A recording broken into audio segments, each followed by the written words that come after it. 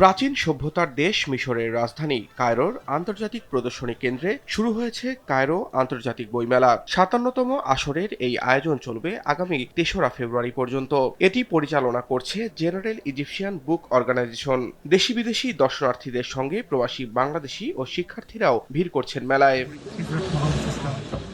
এবারের মেলার ব্যাপ্তি ও আয়োজন ছিল চোখে পড়ার মতো। মধ্যপ্রাচ্য, আফ্রিকা ও ইউরোপ সহ বিশ্বের মোট ৮৩টি দেশ থেকে প্রায় ১৫০০ প্রকাশনী এতে অংশ নিয়েছে। ৬,৬৩৭ জন প্রদর্শকের উপস্থিতি এবং প্রায় ৪০০টি সাংস্কৃতিক কর্মশালা মেলাকে ভিন্ন মাত্রা দিয়েছে বলেও মন্তব্য করেছেন মেলায় আগত দর্শনার্থীরা। আরব বিশ্বের সবচেয়ে বৃহৎ বইমেলা এবং জার্মানির ফ্রাঙ্কফুর্ট বইমেলার পরেই বিশ্বের দ্বিতীয় বৃহৎ বইমেলা থেকে আমরা এখন অবস্থান করছি ইজিপ্ট ইন্টারন্যাশনাল এক্সিবিশন সেন্টারে, যেখানে ৮০,০০০ বর্গ কিলোমিটার এলাকা জুড়ে উদযাপিত হচ্ছে বিশ্বের দ্বিতীয় বৃহৎ বইমেলা এবং আরব বিশ্বের সর্ববৃহৎ বইমেলা, যেখানে অংশগ্রহণ করেছে ৮৩টি দেশের ১,৪৫৭টি প্রকাশনী। এবারের মেলাটি উৎসর্গ করা হয়েছে মিশরের কিংবদন্তি সাহিত্যিক ও নোবেলজয়ী লেখক নাগিব মাহফুজকে। তাকে পার্সোনালিটি অব দ্য ইয়ার হিসেবে সম্মান জানানো হয়েছে। পাশাপাশি এবারের আসরে গেস্ট অফ অনার বা অতিথি দেশ হিসেবে সম্মাননা পাচ্ছে রোমানিয়া। পাঠকদের উদ্বুদ্ধ করতে এবারের মেলার স্লোগানটি অত্যন্ত চমৎকার। মান ইয়াতা ওয়াক্কাফু আনিল কিরাআতি সাআতান ইয়াতা আখারু কুরুনান, অর্থাৎ যে ১ ঘন্টার জন্য পড়া বন্ধ করে দেয় সে শতাব্দীকাল পিছিয়ে পড়ে।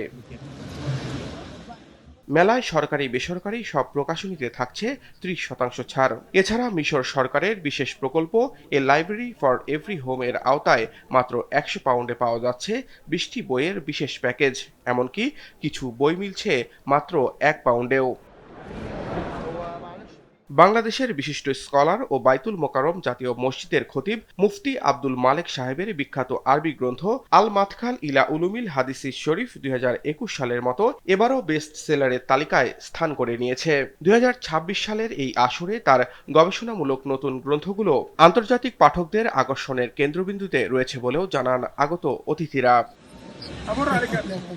আরব বিশ্বের প্রাচীন ও বিশ্বের অন্যতম বৃহত্তম কায়রো আন্তর্জাতিক বইমেলাটি ১৯৬৯ সালে কায়রো শহর প্রতিষ্ঠার ১০০০ বছর পূর্তি উপলক্ষে শুরু করা হয়। কালক্রমে এর পরিধি ও সমৃদ্ধি এতটাই বৃদ্ধি পেয়েছে যে বর্তমানে কোনো কোনো সমীক্ষায় একে ফ্র্যাঙ্কফুর্ট বইমেলার পর বিশ্বের দ্বিতীয় বৃহত্তম বইমেলার স্বীকৃতি দেওয়া হয়েছে।